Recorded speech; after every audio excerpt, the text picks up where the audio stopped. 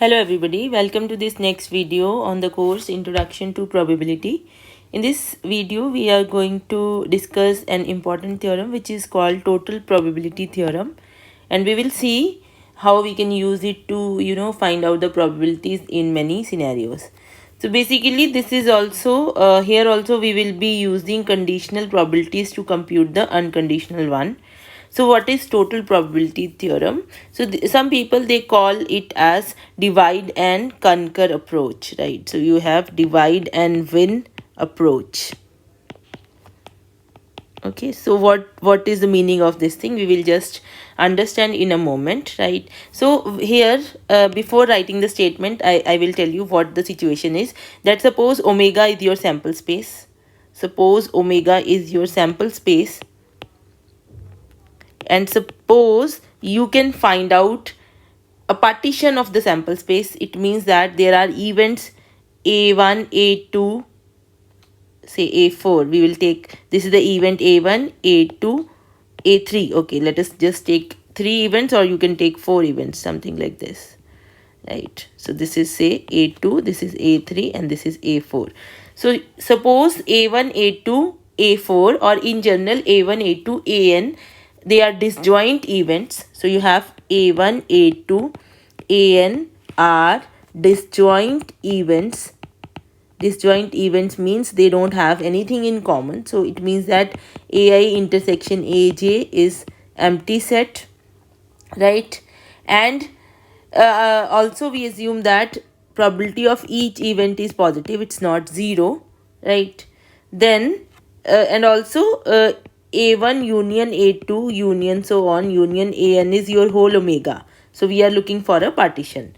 Then for any event b, so suppose you have an event b, this is blue is your event b. Let me just shade it. So this is your event b. Event b is shaded gray area. Okay, now what can be said about the probability of event b? So what is the probability of event b, right? So can you see from here? You see what I can do is I can write b as this portion. What is this portion? This portion here is b intersection with a1. Then this portion is b intersection with a2. Then this portion is b intersection with a3, b intersection with a3, and then this portion here, this one, right? So this portion is b intersection with a4. Is that okay? Now it means that this is from set theory. You can just look at the picture. It's very easy that you can write b as this portion union this portion union this portion union this portion, right? And these portions, they are disjoint. There is nothing common. So this portion, this portion, this portion, and this portion, they are disjoint because a1, a2, a3, and a4 are disjoint. So these 4 portions are disjoint. 4 portions are disjoint.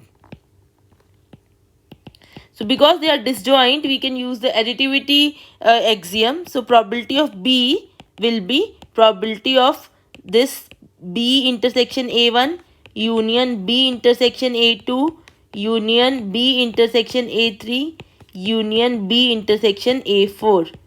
Now you use the additivity axiom. This is here we are using additivity axiom. So this becomes probability of b intersection a1 plus probability of b intersection a2 plus probability of b intersection a3 plus probability of b intersection a4, right? So this is probability of b. Now you see, can you use the conditional probability for this? This can be written as probability of a1 into probability of b given a1, right? Why? Because if you look at the definition, what is probability of b given a1? That will be probability of b intersection a1 divided by probability of a1. Now you can bring this a1 on the other side. So you'll get probability of B intersection A1 as probability of A1 into probability of B given A1.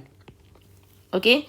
Similarly here, this can be written as probability of A2 into probability of B given A2. And this here can be written as probability of A3 into probability of B given A3.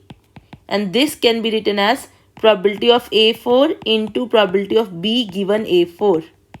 Okay. So it means that we can write probability of B as summation I from 1 to 4 probability of AI, because here is A1, here is A2, here is A3, here is A4 into probability of B given AI, because here is your BA1, BA2, BA3, BA4. So this is from the from using the set theory, and by making use of the conditional probability definition, we got this result. So in general, if you have n parts, if we have, instead of 4 you have n parts, we have n parts of your sample space which are disjoint, then you can write probability of B as summation I from 1 to n probability of AI, probability of B given AI, right? So why this is called a divide and win rule? Because what you are doing here is, you have a sample space omega and you are asked to find out the probability of an event B. Suppose it is difficult to find out the probability of event B, but it is easy to find out if you just make a partition. Suppose this is A1, this is A2, this is A3 and this is A4, and you already know the probabilities of these AIs, and also due to some situation you know the conditional probabilities of B given A1, B given A2, B given A3 and B given A4. When you know these conditional probabilities, then you can use this theorem. This is called total probability theorem. This is called total probability theorem,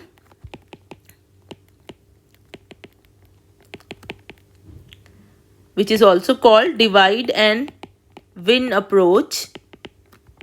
So the reason for the same is because we are dividing our sample space for computing the probability of an event B, which is we are considering as a winning situation, right?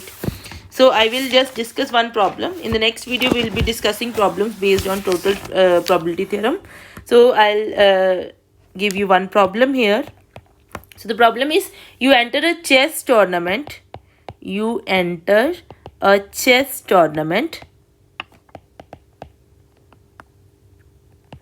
Okay, where your probability of winning, against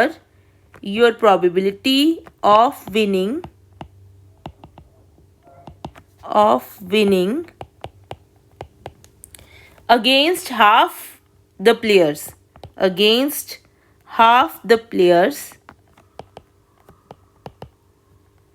you call it as a type 1, call them type 1, is 0.4, is 0.3. Okay, and then probability of winning against 1/4 of the players, call them type 2, is 0.4. And then probability of winning against 1/4 of players, the left players, call them type 3. Your probability of winning against these players is 0.5. Okay, so the question is, what is the probability of winning? You play a game randomly against any component, right? So you play a game against a randomly chosen opponent,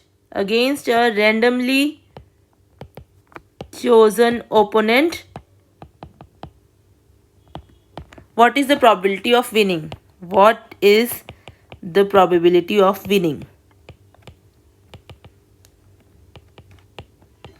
Okay, so this is the problem which we have to solve. Okay, so you see here what you will do. So you have your sample space is you can play against any of the opponent, and you have this is that you are playing against type 1 players, and this is you are playing against type 2 players, and this is you are playing against type 3 players, A3, right? And this is B is your event, that B is the event that you win, right? So this is your event B that you win, right? So you're given that these are half of the players. Now what is the probability that you play against player 1? So A1 is the event that you play against type 1 player, because these are half of the players, so the probability is half. What is the probability that you play against type 2 player? Against type 2 player. So because they are 1/4 of the players, so the probability is 1/4. And what is the probability that you play against type 3 player? Now again, because they are 1/4 of the players, so the probability is 1/4. And now it is given that if you play against a player of type 1, your probability of winning, you see it is given that if you play against the player of type 1, your probability of winning is 0.3, right? So probability of B given A1 is 0.3. Similarly here, probability of B given A2 is 0.4, it is given, and probability of B given A3 is 0.5. Now the question is, what is the probability of B? So you can use the total probability theorem. So probability of B will be probability of A1 into probability of B given A1 plus probability of A2 into probability of B given A2 plus probability of A3 into probability of B given A3. Now this one is 0.3 into half. This is this is half and this is 0.3. So 0.3 into half plus this is 1/4 into this is your 0.4 plus this is your 1/4 again into this is your 0.5. So this is equal to 0.375, right? So here you see we made use of this total probability theorem here to compute the probability of the event B, right? So you can think of here that here we are saying that probability of event B is weighted mean of conditional probabilities, where the weight is equal to the unconditional probability of the disjoint events which are making a partition for your sample space, right? So this is an important theorem. You have to understand it well.